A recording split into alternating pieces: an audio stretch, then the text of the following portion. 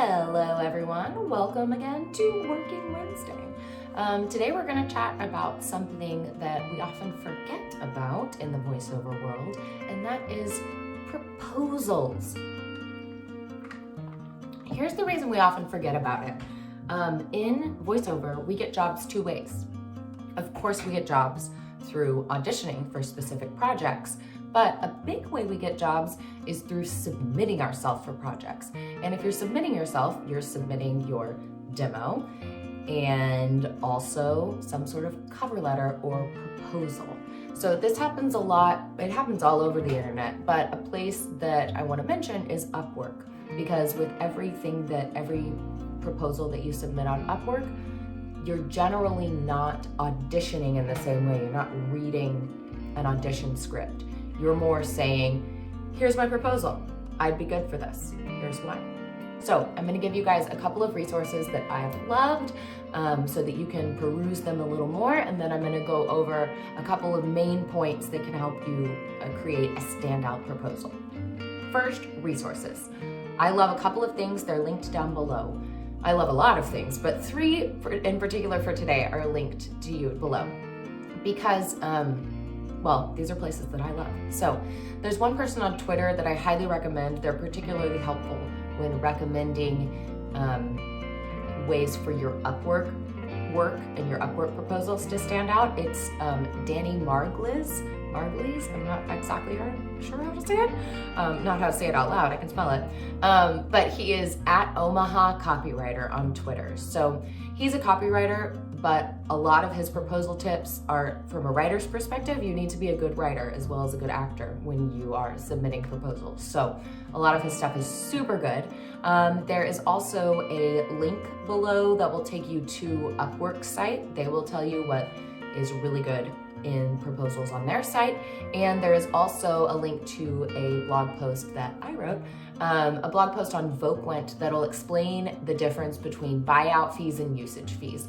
So that's often an important element in the proposals that you send clients. One thing that we often need to do is do a little educating to our clients on how rates work in the voiceover world. So you might need to be able to explain what usage fees are and what buyout fees are, and depending on what you know about the project already, you can explain what your client is going to need. So when you're creating a proposal, you should not start from scratch. You should have some sort of template already created.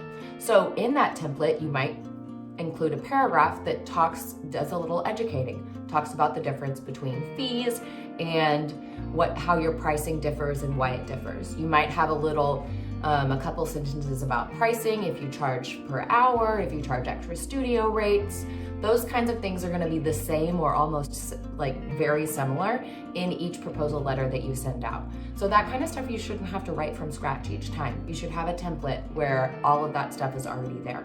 Your template also needs to include, obviously, a greeting, a straightforward greeting with the person's first name, if you can find it.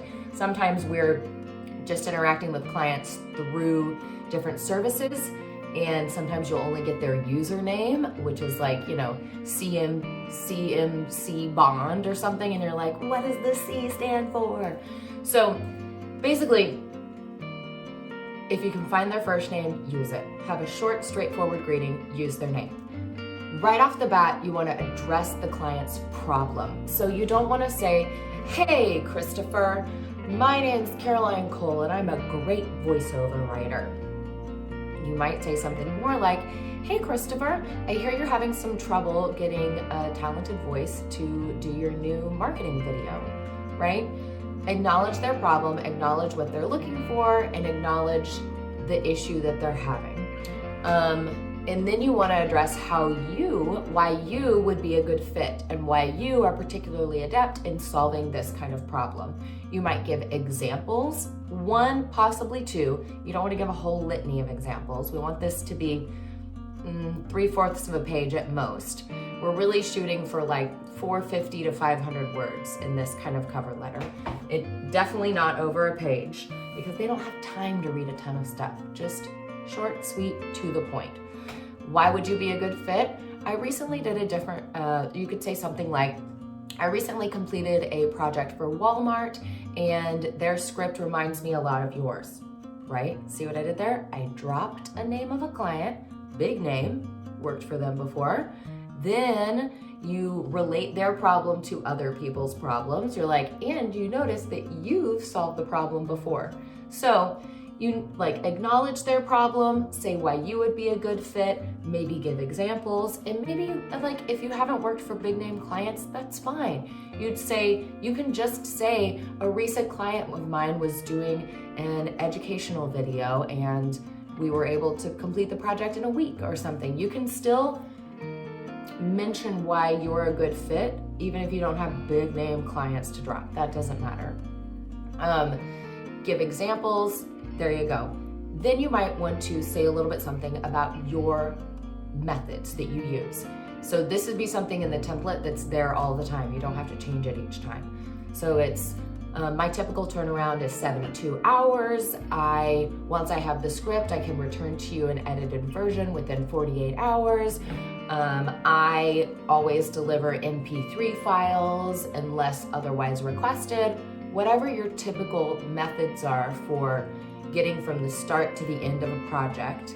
I allow 24 hours to get feedback from you, so in case we need to do any revisions, whatever, those kinds of things. You'll want to put that right after you've explained why you're a good fit.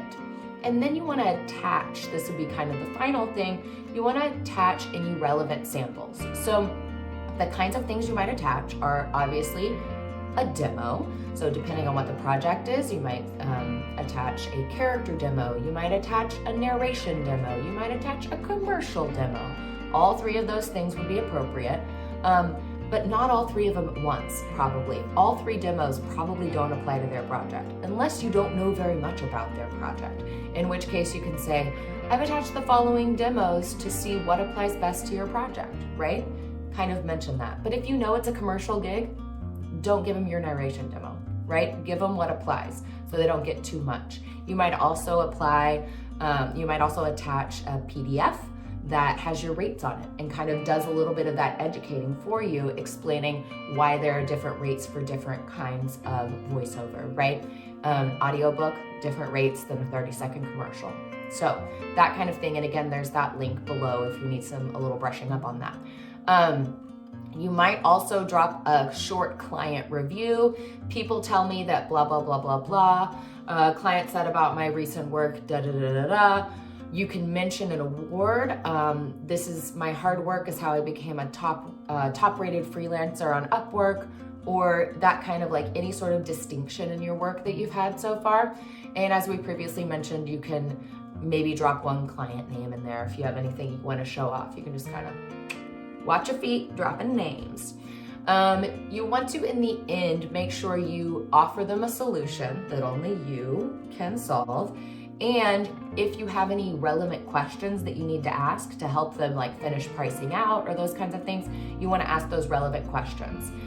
For example, to get started, I need to have a final copy of your script and know what your final plan is for broadcasting. Is this going to be local? Is it going to be internal, et cetera, et cetera.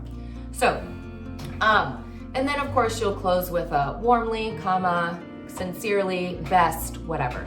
Put all that at the end. And there you go. Those are the basic little things for a standout proposal. I am going to run through them again as a review. We have a straightforward greeting with a name. Mention their problem, relate to them, explain why you are a good fit, maybe give an example or two, go through your methods. How do you typically finish a project? Attach relevant samples, maybe have a client review or mention an award. At the end, offer a solution that only you can give and ask relevant questions. From there, you'll sign your name and that proposal is off